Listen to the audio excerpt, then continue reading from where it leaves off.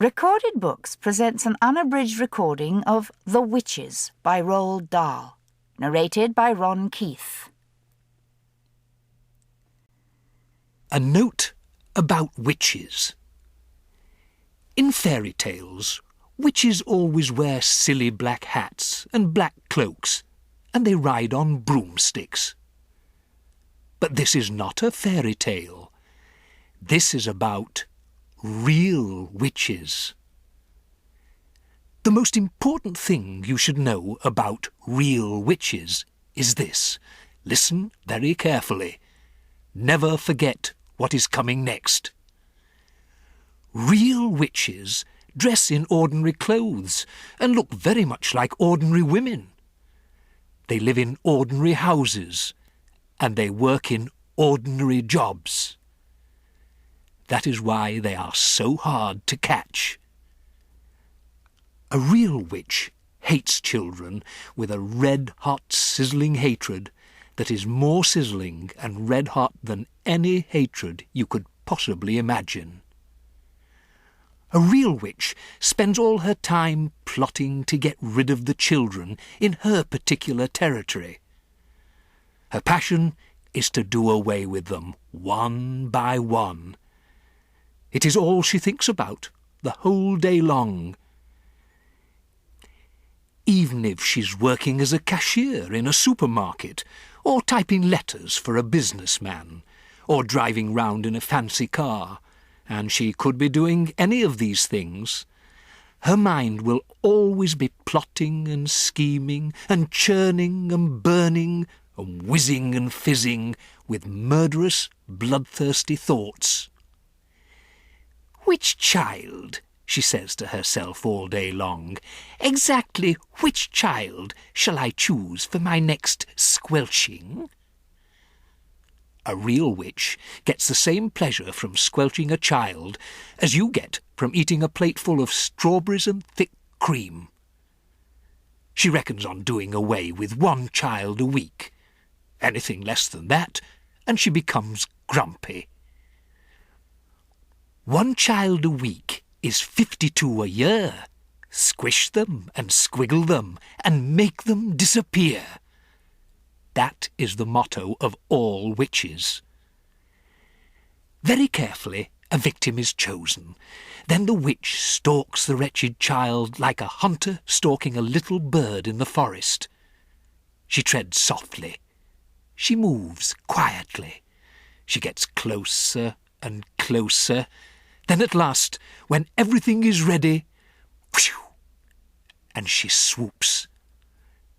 Sparks fly, flames leap, oil boils, rats howl, skin shrivels, and the child disappears. A witch, you must understand, does not knock children on the head, or stick knives into them, or shoot at them with a pistol. People who do those things get caught by the police. A witch never gets caught. Don't forget that she has magic in her fingers and devilry dancing in her blood.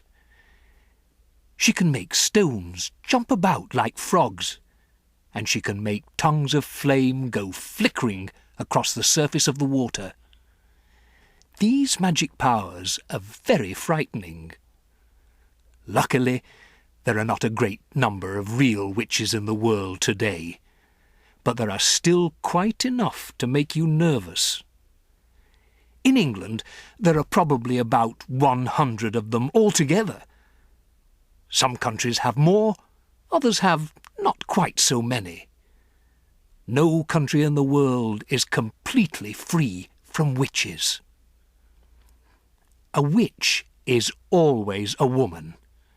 I do not wish to speak badly about women. Most women are lovely. But the fact remains that all witches are women. There is no such thing as a male witch. On the other hand, a ghoul is always a male. So indeed is a barghest. Both are dangerous, but neither of them is half as dangerous as a real witch. As far as children are concerned, a real witch is easily the most dangerous of all the living creatures on earth. What makes her doubly dangerous is the fact that she doesn't look dangerous. Even when you know all the secrets, you will hear about those in a minute, you can still never be quite sure whether it is a witch you are gazing at or just a kind lady. If a tiger were able to make himself look like a large dog with a waggy tail, you would probably go up and pat him on the head. And that would be the end of you. It is the same with witches. They all look like nice ladies.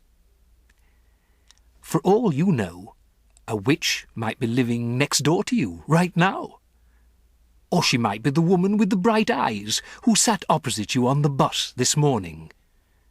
She might be the lady with the dazzling smile who offered you a sweet from a white paper bag in the street before lunch. She might even, and this will make you jump, she might even be your lovely school teacher. Look carefully at that teacher. Perhaps she's smiling at the absurdity of such a suggestion. Don't let that put you off. It could be part of her cleverness. I am not, of course, telling you for 1 second that your teacher actually is a witch. All I'm saying is that she might be one. It's most unlikely, but, and here comes the big but, it is not impossible. Oh, if only there were a way of telling for sure whether a woman was a witch or not.